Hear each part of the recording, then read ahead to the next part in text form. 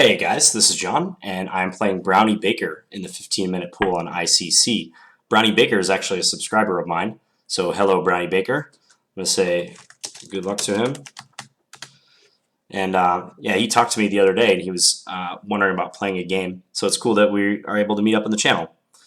You know what I'm going to do? I'm going to play the Alekhine's Defense, an opening I've never played on this channel, and I don't think he would have expected that. You got to be careful playing your subscribers because obviously they have a good indication of your style and your tendencies. So, okay, so he's taking here. I think e takes d6 is a safe option, but c takes d6 leads to a more unbalanced struggle. I think the 4 pawns attack is the way to go against the Alekhines, by the way, which could be initiated by white playing f4 instead of e takes d6. So that's the line I recommend to my students very often. I'll play g6 in this position. This is what you do when you've taken on this pawn structure. Pawns on e7 and d6. You try to fianchetto your kingside bishop. So the usual plan is bishop g7, castle, knight c6. Sometimes d5 thereafter. It depends if white plays d5 or not themselves. But d5 for black might be an option. The role of the light square bishop is uncertain at the moment. It may go to g4 sometime in order to pressure the knight. It also might just kind of sit back a while or go to f5. I'm not in a huge hurry to develop this piece. With that being said, it'd be interesting to play bishop g4 now because I've known from the white side that sometimes the light square bishop on e2 becomes overloaded, trying to defend f3 and also defend the c4 pawn. However, if I go bishop g4 and he plays h3 and I take on f3, he could take with the bishop without fear because if knight takes c4, he would have bishop takes b7, winning the rook on a8. So I do not think I will play that. I'll probably play knight c6 in this position. I just want to have an idea what to do if he goes d5. I think if knight c6, d5, I could play knight a5 and attack c4 because b3 would drop the knight on c3. So yeah, I think I'm going to do this. And now if he goes bishop e3, which would be a really standard move, then I could decide what to do, and I think bishop g4 would be the move at that point. Because now that I've developed this knight to c6, the diagonal h1 to a8 is more clogged. So if he puts his bishop on f3, he wouldn't be attacking my pawn on b7. So maybe I could get away with that knight takes c4 operation. We'll see how he plays it. I think this is a theoretical position, actually. I don't know how black scores from this position, but I would suspect they score pretty well.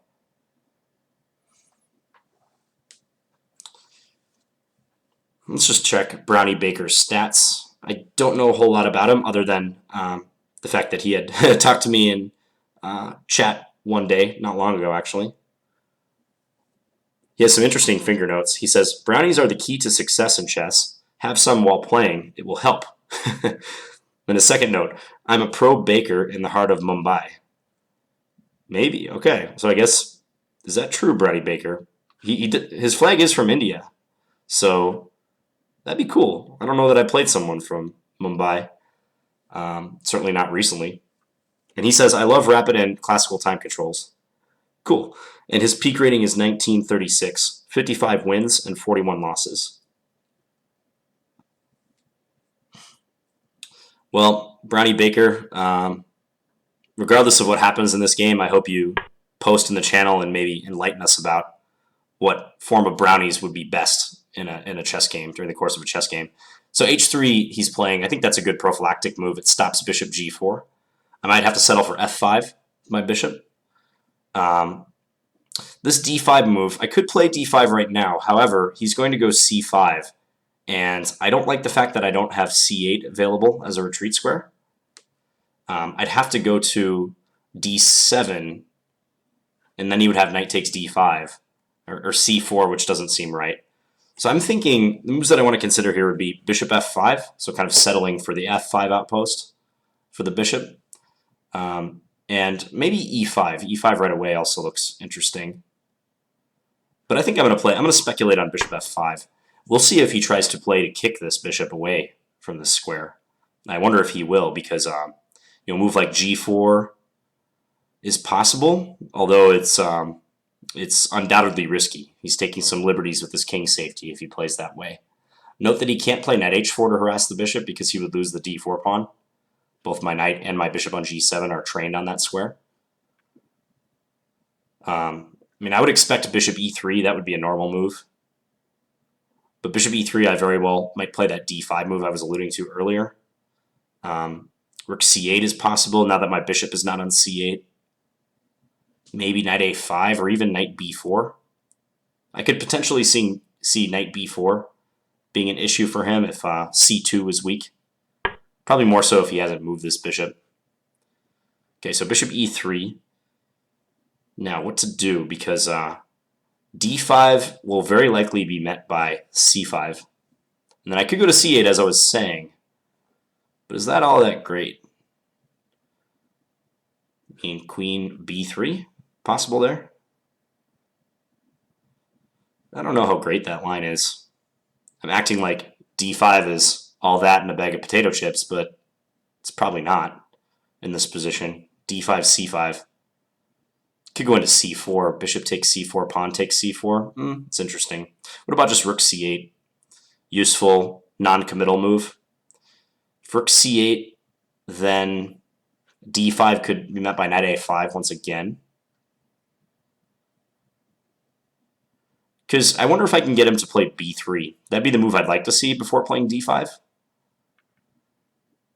So maybe I can goad him into doing that. Then again, if I play rook c8 and later I go d5 and he answers with c5, there's no knight c8, right? So I don't have that option available. So I'm again looking at d5, c5, knight c4. And then bishop takes c4, d takes c4. What's up with that position? I get a nice bishop pair plus the d3 weakness to work with. So that's catching my eye right now. I like the look of that activity I garner because of that. So if rook c8, I'm not threatening much. Moreover, I wonder if rook c8 he can play knight h4 now that this is more properly protected with this bishop. d5, I keep going back to that d5 move. I might do that. Finally, what about d5, c5, knight c4, bishop c1? Seemingly a passive way of handling the position, but he withdraws his bishop and defends b2. Maybe he can go b3 after that. I always have a5 available. That's not going to kill me. All right, the decision has been made, d5.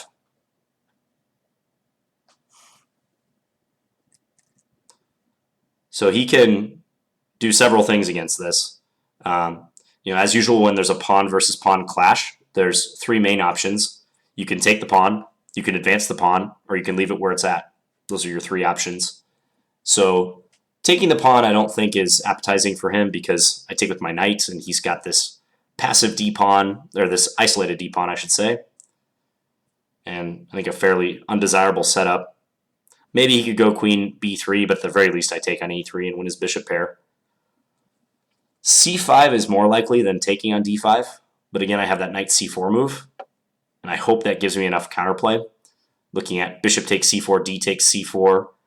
If d5 in that position, probably knight b4. And I could see my knight or bishop coming into d3, or maybe even c2. Defending the pawn I don't think is a great option. I mean, b3 is like a half measure. It weakens c3 a little bit. Just doesn't seem that good. I guess I don't know of like a precise way I would handle the position for black after b3, but it doesn't concern me, I guess is what I'm saying. Even if I had to play just like rook c8 there, I think that would be fine. So I'm guessing he'll play c5 and just allow me to go knight c4. Queen b3 would be a blunder in this position in view of knight a5. Or take on c4 first and then knight a5 if he recaptures with his bishop, wins a piece. So I think he'll probably play c5. He might play b3. I don't think he'll take on d5. He's taking his time. This is a fairly important decision because this will determine what the pawn structure will look like for the resulting middle game. So good time usage so far by Brownie-Baker. he's been paying attention to the number one thing I harp upon in my videos, my standard videos, is time usage. Plays c5 as expected. Okay. So we're jumping into c4. c8 is passive. I don't know. I don't know about c8. So I think c4 is the way to go. One other line I looked at was knight c4, bishop takes c4, d takes c4, queen a4, trying to surround my pawn on c4, but I have bishop d3, attacking his rook and defending c4. So let's dive right in. I'm curious if he'll take or if he'll play bishop back to c1. He might go bishop back to c1. I'm not fearful of that move. Nope, he takes. But that would have been an interesting move to consider. I think I would have had good moves, like even queen a5 against bishop c1 would have been good. So he takes on c4. I bet you this position has been reached before, because just looking at the way both he and I have played this opening, it seems very logical all around. So I wouldn't be surprised if you turn on your chess base and search this in your reference database. You'll find at least a game or two from this line, this position. Okay, what to do for him now? I mean, advancing d5 seems indicated, but knight b4 and trying to get into d3 could be strong. Maybe he wants to do like knight d5, knight b4, bishop d4. And if I take on d4, he'd have to take with the knight, because queen takes d4 to run into knight c2, and I win in exchange. So knight takes d4. I think I might have bishop d3 in that position, however. After knight d4, I could not take on d5, because he would have, I think, knight takes f5. It gets tricky. Maybe knight takes c3 then. So just to rehash that line, I'm thinking about d5 for white, knight b4, bishop d4 to try to swap my good bishop. Bishop takes d4, knight takes d4, knight takes d5, and then knight takes f5. I wonder if that's possible.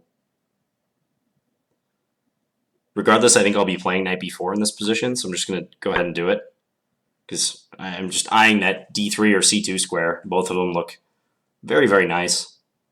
I wonder if bishop d4, aside from the line I was just calculating with bishop takes d4, I wonder if even bishop h6 would be good, refusing the trade of the bishops, because then I would be threatening his d5 pawn, and I would also perhaps be able to sneak in knight c2.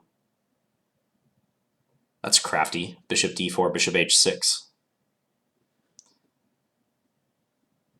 So I'm relying on my minor piece activity right now to compensate for his very nice center, plus this potentially weak c4 pawn. Also a potentially strong c4 pawn. This might just be the thorn in white's side if I'm able to use the d3 pivot point effectively.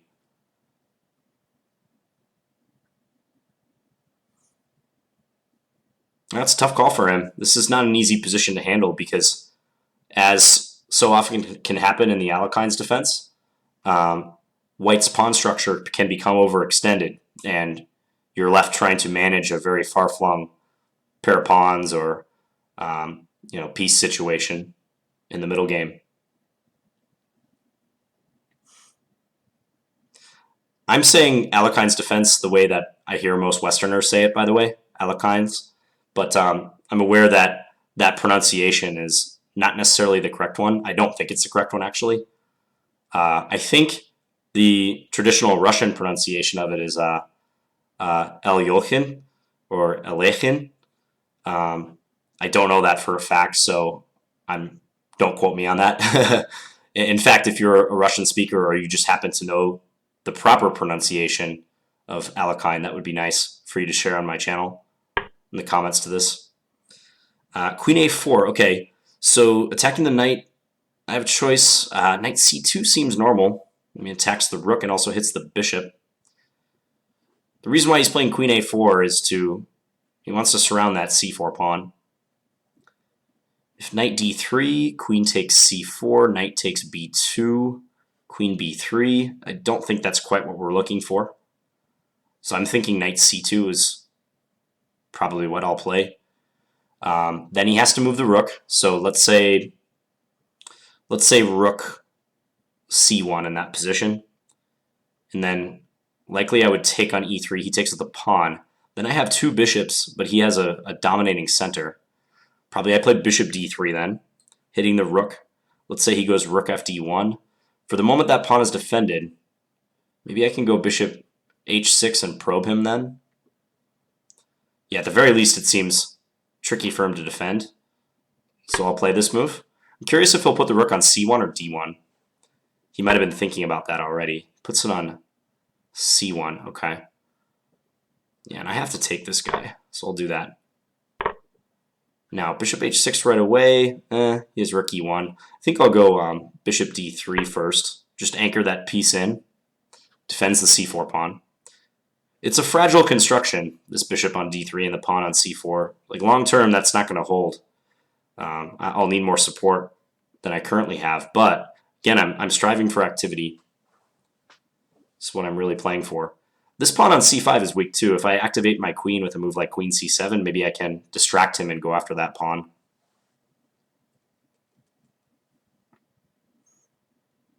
He should probably play rook e1. Prophylaxis against bishop h6. Just defend that weak e3 pawn. Okay, he does that instead. Now, do I want to play bishop h6 right away, or am I content to do some other move first? For instance, queen c7. Attacking that pawn. I wonder if one line that's troubling is queen c7, knight b5, and I cannot take on c5 because he has rook takes d3, using the pin on my c-pawn. That could be annoying. So I'm thinking I should throw in bishop h6.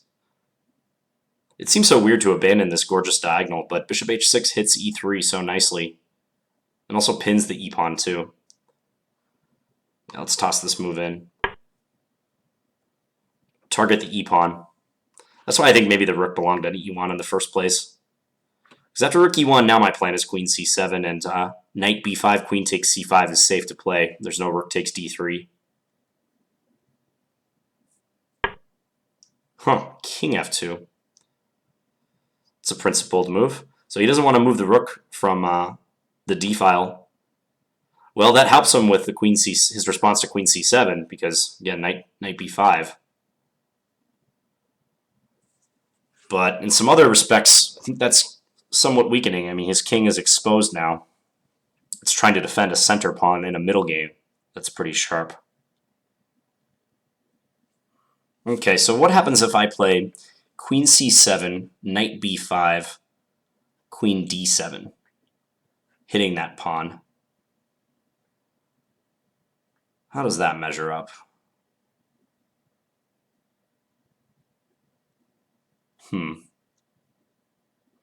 Could retreat his knight to c3.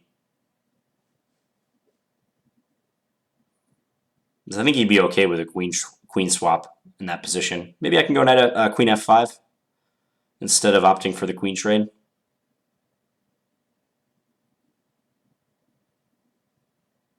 It's pressure. It's pressure on his position. Okay, let's do it. To me, this move seems very natural, and I always trend towards looking at the natural moves first, just like any other chess player. You're going to look at the moves that come most easily to mind for you. It'd be really interesting at some point to play bishop takes e3 check, and then after king takes, just go queen g3, like hitting his g2 pawn and kind of stranding his king in the middle. It can't scurry back to g1, but that's too speculative. I mean, that's definitely unsound in the current situation. So knight b5 will be interesting because I can't take that c5 pawn, like I was saying. I briefly looked at knight b5, queen takes c5, rook takes d3, a6, but I think just knight d4 deals with that. All right, so I'm thinking queen d7. He's doing a good job of seeing my threats and responding to them. So the tentative plan is after knight c3 to play queen f5. It'd be funny after knight c3 to play queen d8.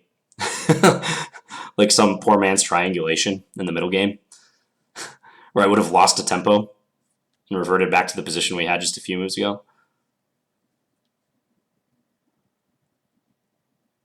That's not going to happen. Knight c3. Yeah, I'd be opposed to a queen trade there because I feel like that slows down my counterplay, and he has a better chance of being able to neutralize the bishop on d3 and the pawn on c4. That's why I don't like that so much. So I'm thinking queen f5. And then if g4, queen f6, is that trouble at all? g5 is not working. Rook g1 is kind of slow. I can always play bishop g5. Or even, even bishop g7 maybe. Yeah, I think I'll stay active. Keep the queen active. This makes him uncomfortable. It would make me uncomfortable, having the knight pinned to the king. And also his queen is so far flung over here on a4. I'm hoping that my queen being in the vicinity of his king will lead to opportunities. And he's got about 3 minutes left. So it's not a pleasant position for him to defend. He is playing g4. Wow. Okay. Yeah, I got to give Brownie-Baker credit. He doesn't back down from a move that might look risky on the surface. He's like full steam ahead. Okay, queen f6. Yeah, there's no g5. I wonder if he's going to pawn storm me, like h4. Or rook g1, trying to go g5. h4, okay. I could play g5 myself, but I'm thinking I'll play bishop g7 instead. That relaxes the pressure on e3, but he is trying to crowd my bishop out, and maybe it's best I just go back to my previous diagonal. Yeah, let's go back. As long as my queen doesn't get trapped, I'm happy. g5, queen f5. He probably shouldn't push g5. I think that's weakening. Maybe now I'll play rook fc8 to attack c5. Something I could do on the next move. I'm doing a good job of keeping his knights at bay. Like, this knight is pinned. This one can't move too well because of the pressure on b2. His rooks are out of the game. So I do like black's position.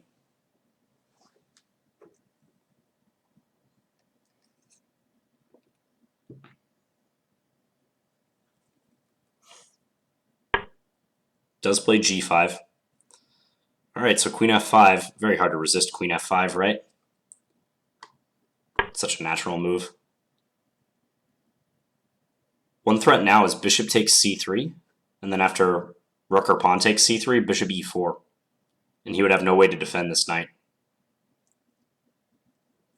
So that leads me to believe he needs one of his major pieces over to assist, like rook g1, so he can go rook g3.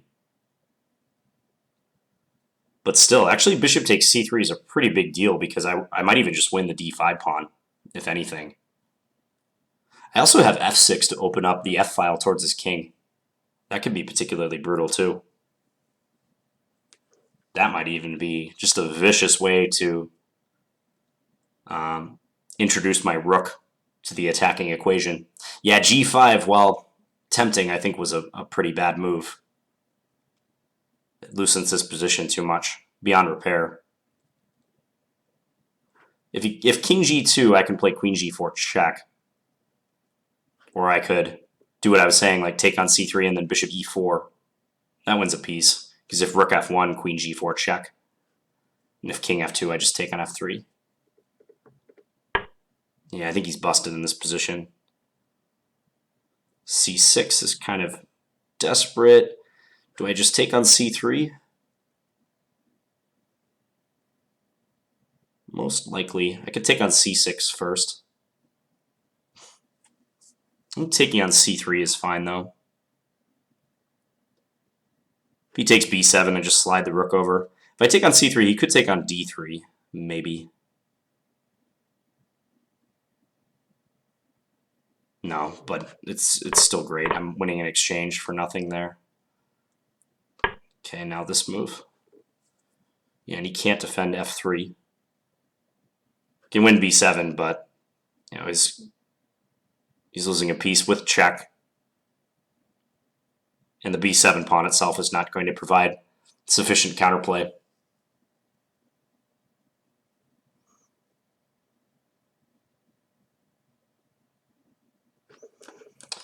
Okay.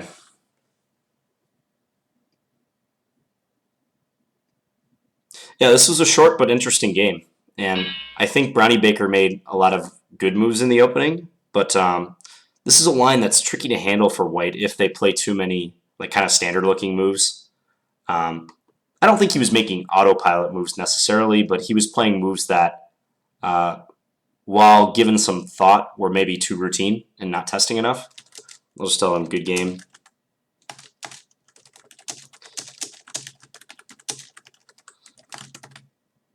Okay, so let's take a look at it. So the Alekhine's defense, or Alekhine, so e5, knight d5, d4, d6. So the whole concept of the Alekhine's defense is to draw white's pawns forward and try to prove that they're more of a weakness than a strength. This is an opening I've pretty much only faced from the white side. I haven't played it as black, but it's always been interesting to me because the strategy is very hyper modern. You know, black playing with the pieces in the center and just goading white into occupying the middle of the board. Hence, f4 in this position, initiating the 4-pawns attack. That is, as far as I know, the critical line against the Alekhines. And then after f4 is played, black usually plays d takes e5, f takes e5, knight c6, attacking this pawn. Now here, if you were white, you have two moves to defend d4. You have knight f3 and you have bishop e3. As a little quiz, which one do you think white should play? You can pause your recording if you want to give that some thought. So of knight f3 or bishop e3, which is preferable for white? Okay, so the answer is bishop e3.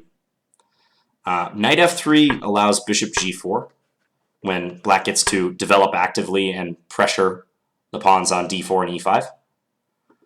So bishop e3 is the better way to defend this pawn, and black normally plays bishop f5, and only later will white play knight f3. So for instance, knight c3, e6, and I believe here knight f3 is played, because if black wants to do bishop g4 now, they've lost a tempo compared to if white had played knight f3 and move 7. So I believe the 4-pawns attack is the line that scores the best against the Alekhines, and if you're interested in finding a weapon for white, I would recommend that one against this opening. So he took on d6. Often in the Alekhines, there's this decision for black which way to take. E takes d6 probably equalizes faster, but c takes d5, c takes d6 is more interesting and unbalanced and leads to more characteristic Alekhines positions. So that's why I chose it. Knight f3, g6. I think I discussed all of these moves pretty thoroughly. Yeah, so he's playing h3 to restrict bishop g4, which is smart. I think that's a smart idea. Because otherwise, I get bishop g4 in, and this bishop has the potential to be overloaded, as I was saying, because it's needed to defend both f3 and c4.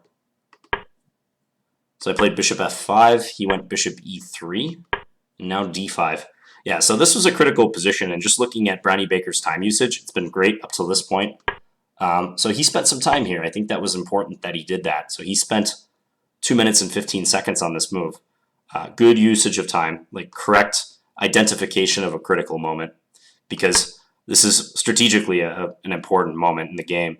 So I think the shape of the middle game, the battle that will take place, can be determined right here. And as always, when there's the pawn tension, as I said, there's those 3 options. Take the pawn, push past, or just defend, maintain the status quo. So like a reinforcing move like b3 was one move I speculated he might play. Let's see what the engine likes in this position. Of course, the engine, initially it was saying c takes d5. It was suggesting the move that I said was least likely to be played. Now it thinks b3 is better. But you can see it thinks black is doing fine. It says d takes c4, b takes c4, e5. Yeah, this is often a pawn thrust that black will make. And I assume if d5, I'm going knight a5 and trying to attack that pawn on c4.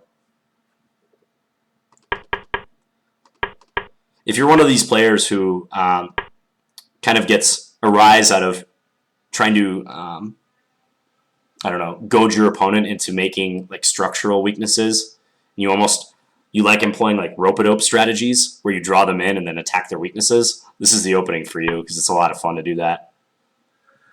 So at any rate, he played c5. Yep, knight c4. Like I said, I bet this position is book. I mean, I've seen positions like very similar to this, if not this exact position.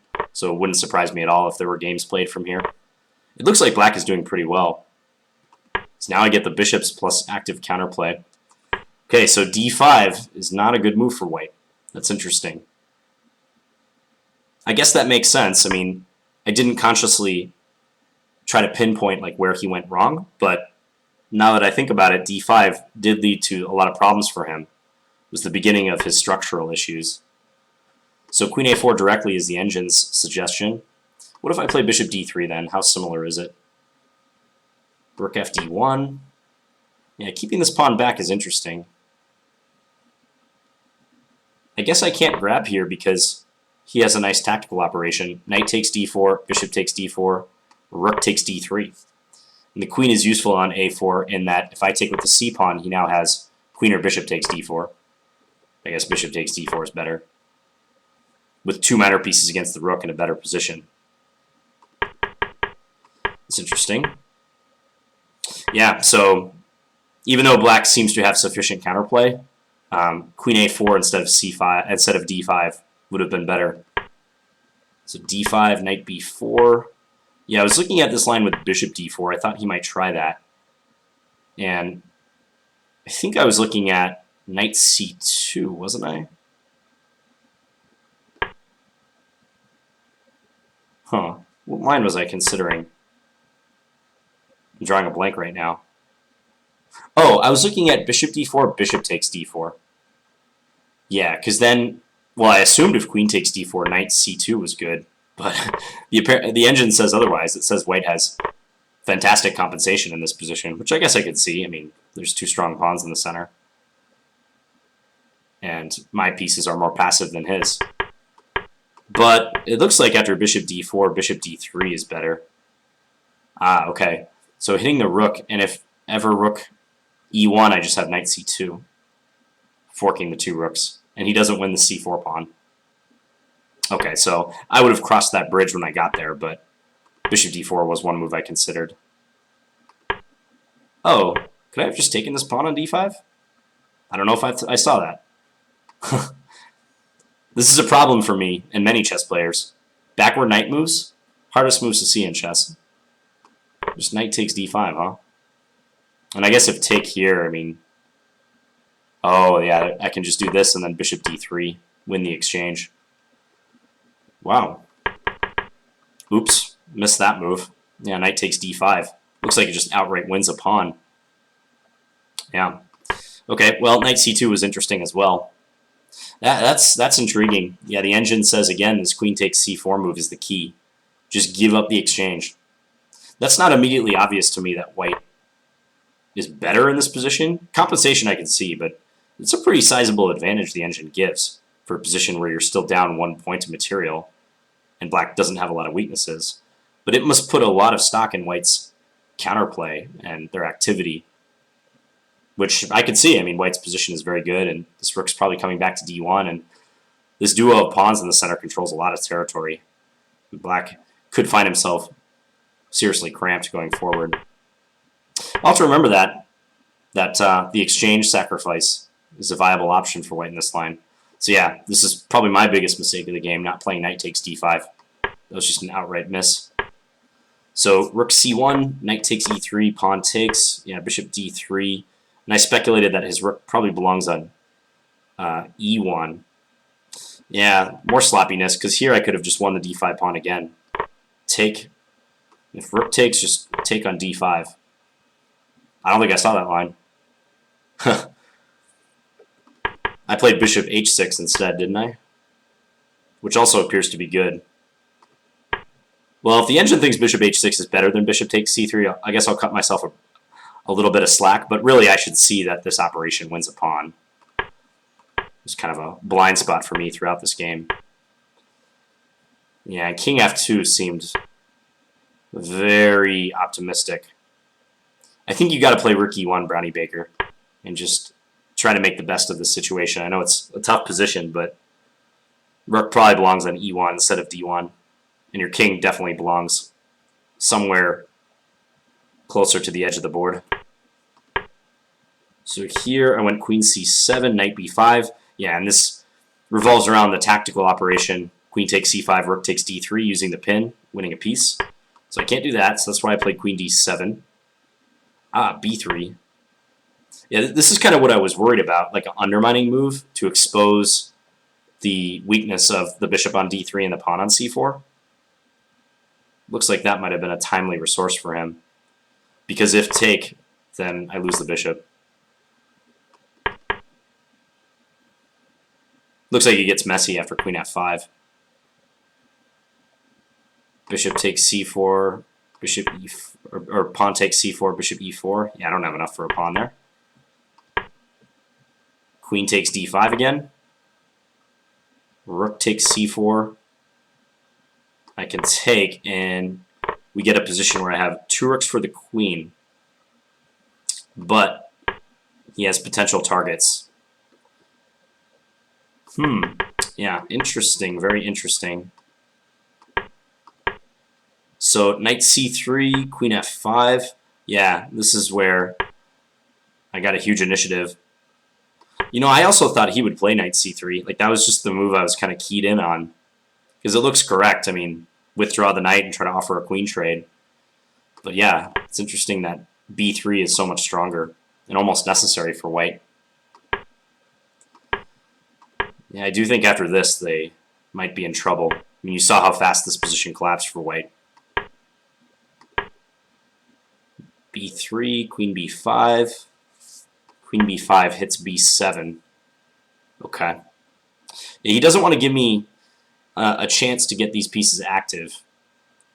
And in the game, I know he probably very much regretted pushing the g and h pawns that far. So h4, bishop g7 to avoid g5. Yep, and now the position might be beyond hope. Now the exchange sacrifice is recommended by the engine, but it's not nearly as much compensation as it was before. His king is exposed, permanently weakened. So he did this, and I took on c3. Yeah, I guess taking on c6 or a nifty move like b5 could also be played. b5 is kind of extravagant. It's funny, though. And then if knight takes b5, bishop e4, knight here, bishop takes d4, and again, this knight's a goner. But I think bishop takes c3 is okay, especially when he has like less than a minute left. But yeah, he should play rook takes d3 now. And we'll get a position like this, and black is still winning. Yep, bishop e4, and it's all over.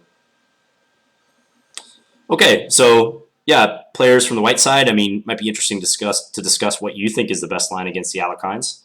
I tend to think it's that 4 pawns attack. And yeah, interesting little game with an imbalanced middle game that is very typical of the Alekhines. So hope you guys enjoyed this video, and thanks for the game, Brownie-Baker. Hope you stop by the comments, and I'll be back tomorrow with another standard game. Bye, guys.